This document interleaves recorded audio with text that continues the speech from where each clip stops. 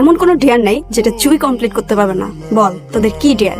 তাহলে এই রাস্তা দিয়ে ফার্স্ট যে ছেলেটা আসবে তাকে হাঁটু গেড়ে বসে তোকে প্রপোজ করতে হবে। ওকে ফাইন, আমি খেলবো।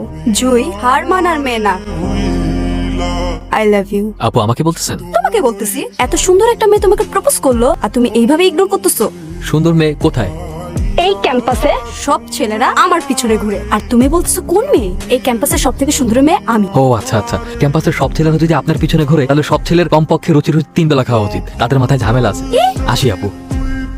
আরে তোরা সবসময় আমাকে দেখে এমন করিস কেন? আরে ভাই, কার সাথে কিভাবে কথা বলতে হয় তুই তো সেটাও জানিস না। তোর এই ঠুটকারেমি স্বভাবের জন্য ভার্সিটির সবাই তোর উপর বিরক্ত। আমি তো কখনো মিথ্যা কথা বলিনি, আমি সবসময় সত্য কথা বলি। সেটা কি আমার দোষ? এই ছেলেটা কে রে? একবার সরিও বললো না। আরে তোর তো ভাগ্য ভালো, ওর সাথে তোর কথা হয়নি। কখনো কাউকে ভালো কিছু বলেছে বলে তো আমার মনে হয় না, আর এজন্যই ভার্সিটি কি ওকে পছন্দও করে না। খুব ইন্টারেস্টিং কিন্তু দেখলাম ক্লাসে একা একা বসে, কেউ সাথে কথাও বলে না। হ্যাঁ, কিন্তু ভুলে কথা বলার বা ফ্রেন্ডশিপ করার চিন্তা তুই মাথায় আনিস না। সবাই ওকে ইগনোর করে, তোরও উচিত ওকে ইগনোর করা। আর এমনিতেও আমার মনে হয় না কোনো মেয়ের প্রতি ওর আকর্ষণ আছে বলে। হ্যালো, জি আমি।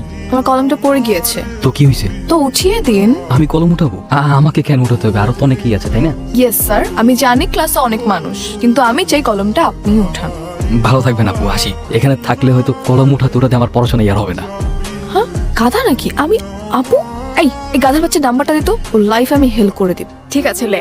হ্যালো, আসসালামু আলাইকুম। কে? আমি তা তো জানি, কিন্তু কে আপনি? আমার পরিচয় জেনে আপনার কি হবে? আপনি আপনার পছন্দ মতো আমাকে একটা নাম দিয়ে দিন না। আশ্চর্য, আমি তো আপনাকে চিনি না, নাম কি করে দিব? চেনেন না চিনে যাবেন, কথা বলতে থাকেন, আস্তে আস্তে এমনিই চিনে যাবেন। আমি একজন অপরিচিত মেয়ের সাথে কেনই বা কথা বলবো? কারণ পরিচিত কেউ তো আপনার সাথে কথা বলে না। বাবা ডেকেছো? তুমি নাকি বডিগার্ডদের তোমার সাথে ভার্সিটিতে যেতে নিষেধ করেছো? হ্যাঁ। কারণ কি? বাবা, তোমার এসে বডিগার্ডদের জন্য আমার কোনো ফ্রেন্ড আমার সাথে মেশে না, আমার কাছে এসে কথা বলার সাহস পায় না। একটা মানুষ একা একা কতক্ষণ থাকতে পারে তুমি বলো তো? অনেক তো হয়েছে বাবা, অনেক হয়েছে। আমাকে চার দেয়ালের মধ্যে অনেক বন্দি করে রেখে আমি তো বড় হয়েছি, এবার একা ছাড়ো। চার দেয়াল বলতে তুমি কি বুঝাচ্ছো? তোমাকে তো আমি বন্দি করে রাখিনি, না তো তোমাকে কোথাও যেতে নিষেধ করছি। আমার মেয়ের লাইফ যাতে রিস্কে না পড়ে এই জন্য বডিগার্ড রেখেছি। আর বডিগার্ড রাখাটা আমাদের পারিবারিক রীতি।